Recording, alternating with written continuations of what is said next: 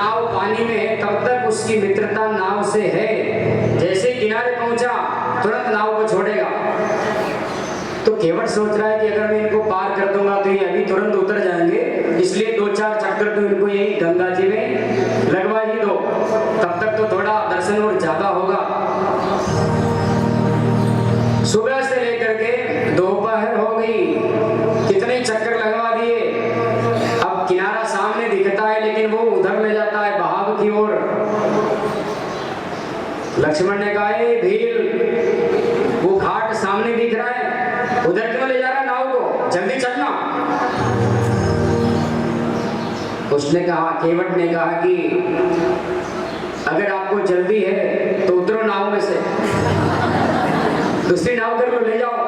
और दूसरी नाव की हड़ताल, सबकी छुट्टी है। राम जी ने कहा, अरे भैया तू केवट कितने चक्कर लगवाएगा, जल्दी चलना, सामने घाट दिखता है। केवट ने कहा, बस प्रभु 2-4 चक्कर में ही थक गए, आप तो हमको कितने 84 लाख चक्कर लगवाते हो और आप 2-4 में थक गए।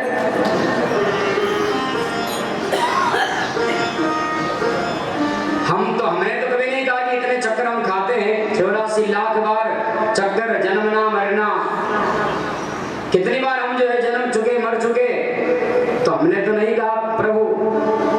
भगवान ने देखा कि केवट अपनी एक भी नहीं चलने दे रहा है, जो कहता हूं सब तुरंत बात को काट देता है। चलो ठीक है भैया। नाव चलते चलते केवट ने कहा, प्रभु आप तो गुरुकुल में भी गए ना पढ़ने? बोले हाँ। तो आपने सब शास्त्र पुराण पढ़े होंगे? बोले हाँ पढ़े ना। तो भगवान आपने गरुड़ पुराण भी पढ़ा होगा?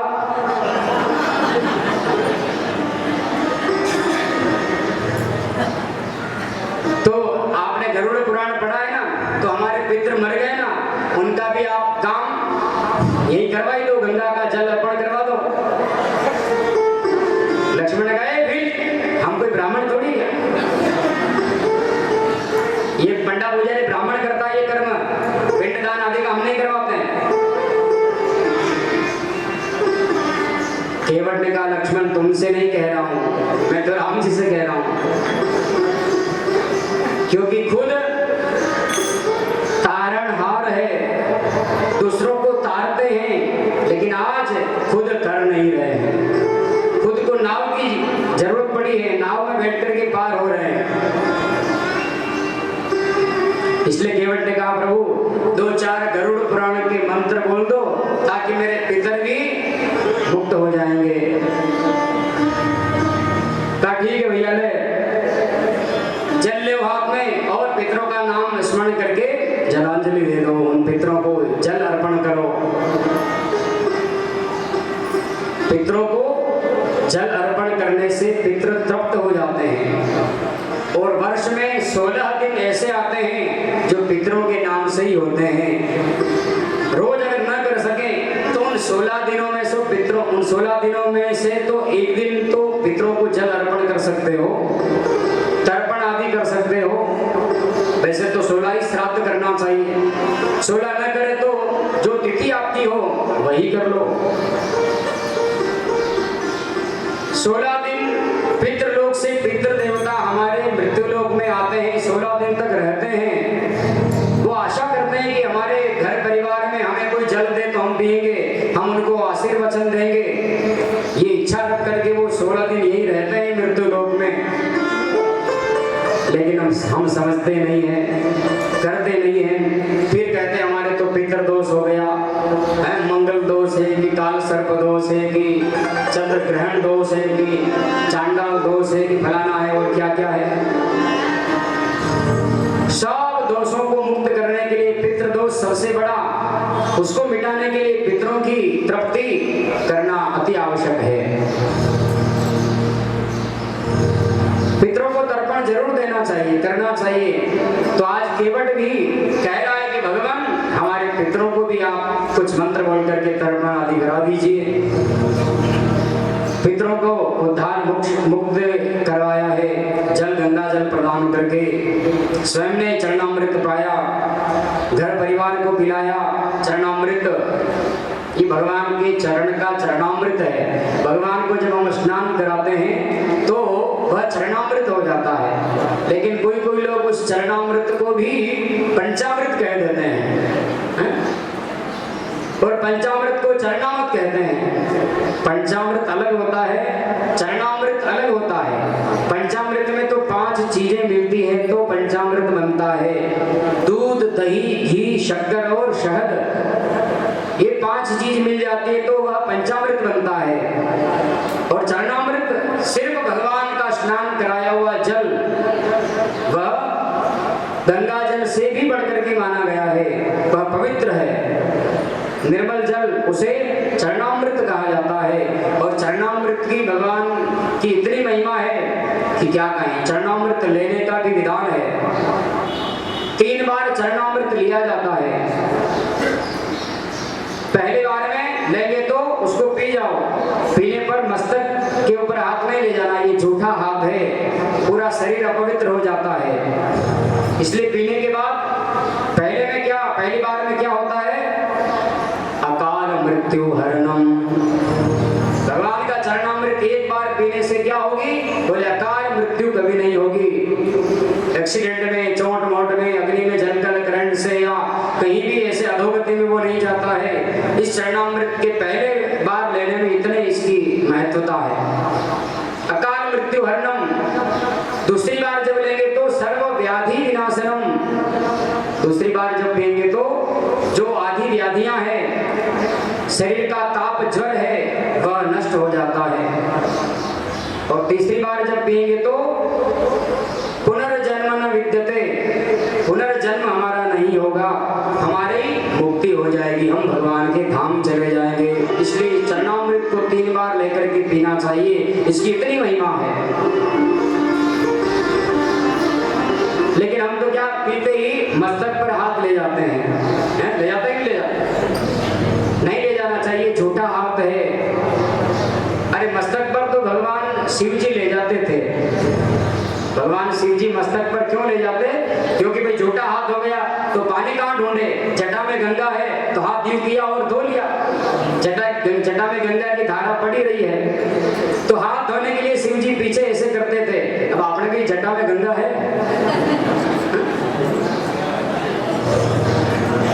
माता में जुआ बली है बस।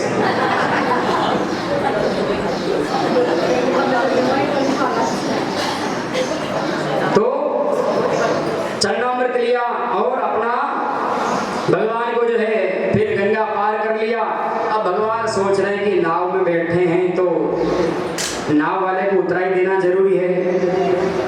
भाई जैसे नाई से दाढ़ी बनवाते हैं तो उसको कुछ देना चाहिए, ब्राह्मण से कर्म करवाते हैं तो उसको उसकी दक्षिणा देना चाहिए। बिना दक्षिणा के हमारा काम सफल नहीं होता है। और भगवान सोच रहे हैं कि इसकी भी उतराई देना चाहिए। कपड़े धोने वाले धोबी की भी मेहनत मजदूरी उससे देना चाहिए। ये 4 यहाँ बताया है। तो भगवान जैसे ही कुछ देने लगे, उतराई देने लगे, क्या देने लगे, पास तो था नहीं कुछ, वलकल पहन करके आए। सीता जी के पास एक अंगूठी थी। कौन सी अंगूठी थी ये? इस अंगूठी के ऊपर राम नाम लिखा हुआ था। और ये अंगूठी सीता जी के पास कैसे आई? जब सीता जी विवाह करके आई तो कैकेयी माता को प्रणाम किया तो कैकेयी माता ने मुख दिखाई में सीता को ये अंगूठी दी थी, इसलिए सीता के पास आई। कैकेयी के पास कहां से आई है?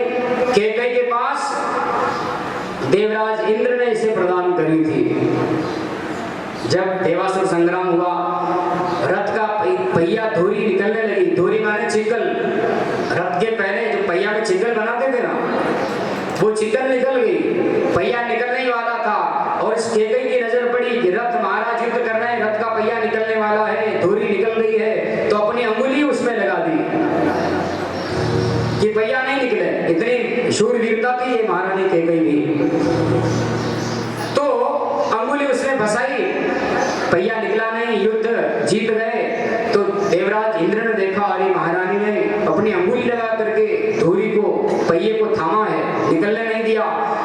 विजय श्री करवाई तो प्रसन्न होकर के देवराज इंद्र ने वह अंगूठी कैकेयी को दे दी।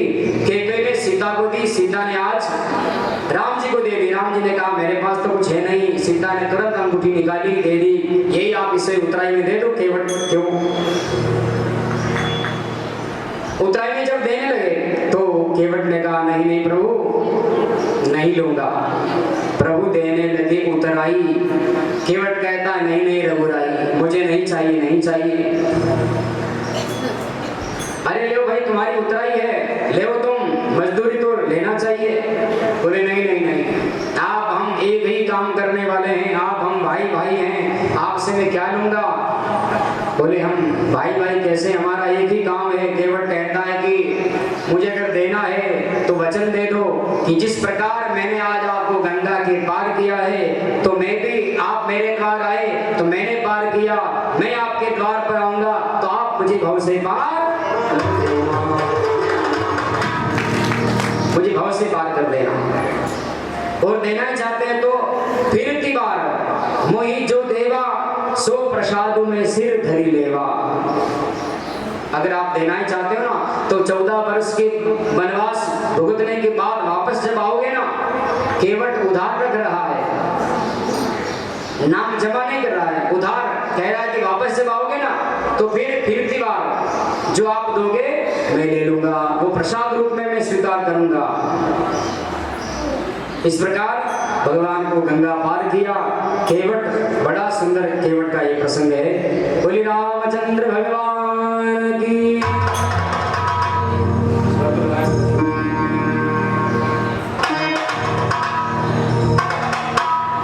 केवट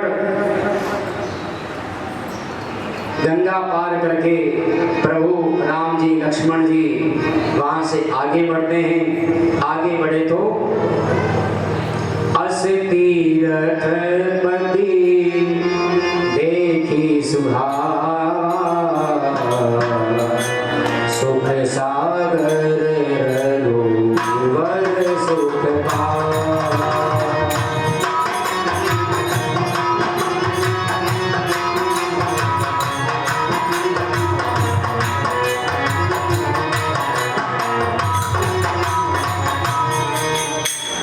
तीर्थपति देखी सुहावा। तीर्थपति कौन है? तीर्थों के राजा कौन है? कौन है उसके राज?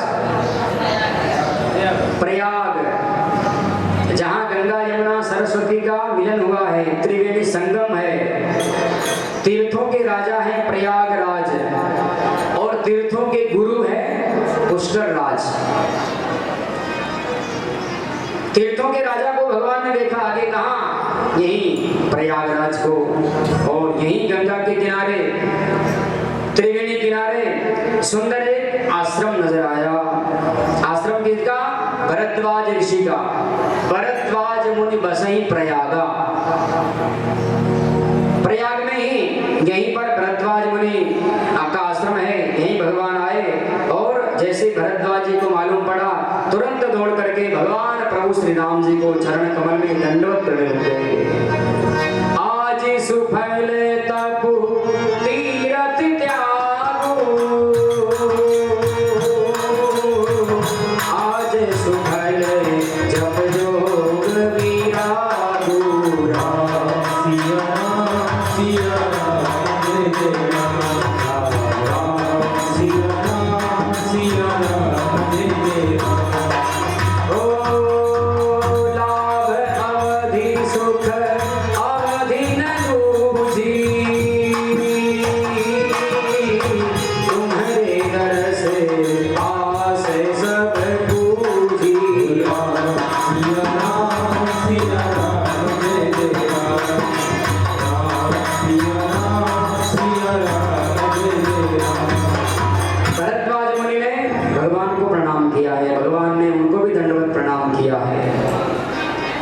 कहते हैं भगवान आज आपके यहाँ पधारने से हमारा यह आश्रम पवित्र हो गया है, हमारा यह जीवन पवित्र हो गया है, हमारा जन्म आज सफल हो गया है। किस कारण?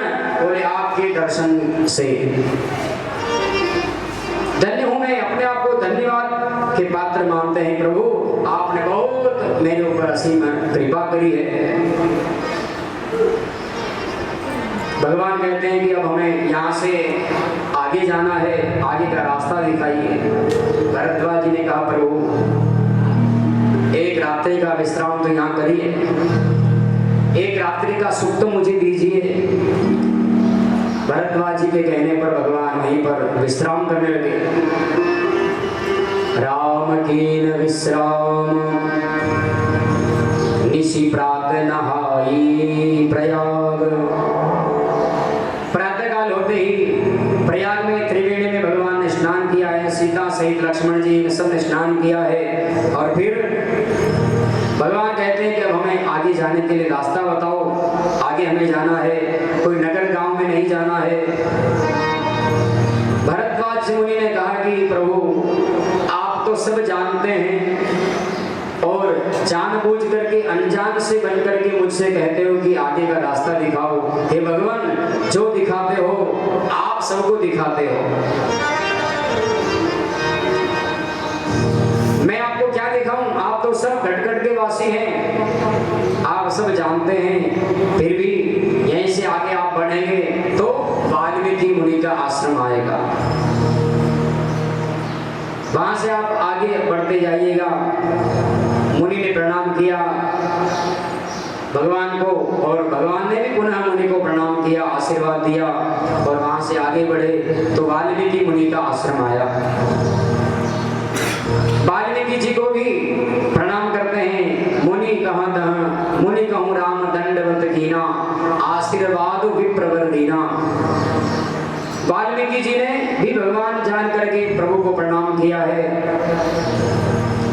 और उन्हें दर्शन दे करके पुनः वहां से आगे बढ़े।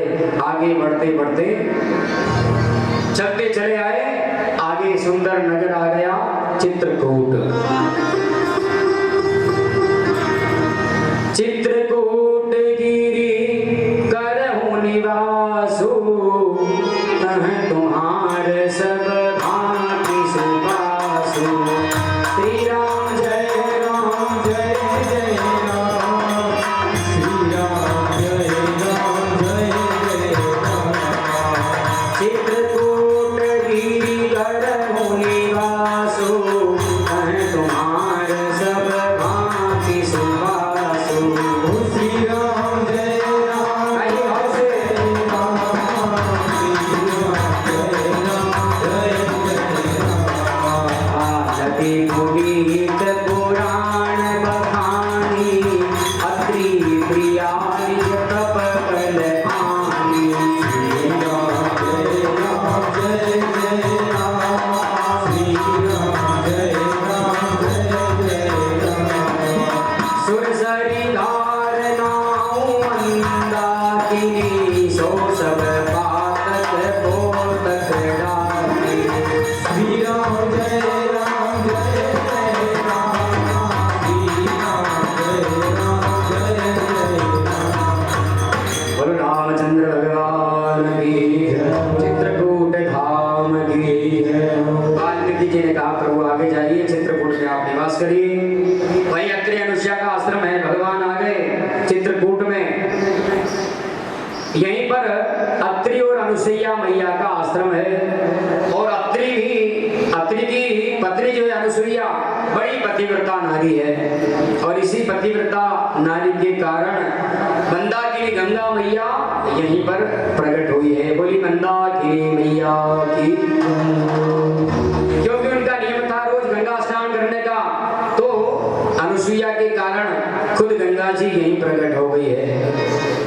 मंदाकिनी मैया के नाम से चित्रकूट की बहुत महिमा गई है। और सबसे ज्यादा भगवान वनवास के समय में समय बिताया है, तो कहाँ बिताया? इसी चित्रकूट में। आप गए होंगे चित्रकूट में, चित्रकूट में गए ना?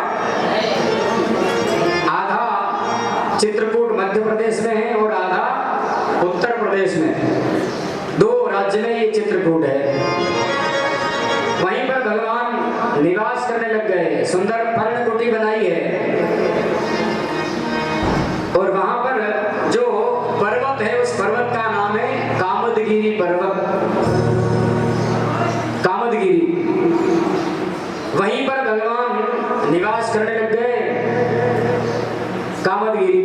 पर सुंदर कुटिया बनाई, रहने लग गए। यहाँ रहते रहते कुछ समय निकला। धन्य है यह पावन भूमि चित्रकूट की, जो भगवान कितने वर्षों से यहाँ रहे। लगभग 12 वर्ष भगवान ने चित्रकूट में बिताए। कितने? 12 वर्ष लगभग।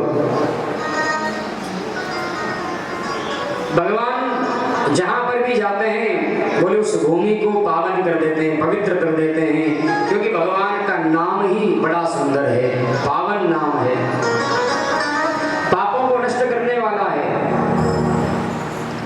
जीवन को धन्य बनाने वाला। लेकिन जो नाम लेवे, और नाम भी कैसे? प्रेम से। भगवान कहते हैं प्रेम मुझे अत्यंत प्रिय है, प्रेम से ही मैं प्रकट हो जाता हूं, प्रेम से ही मैं रीझ जाता हूं।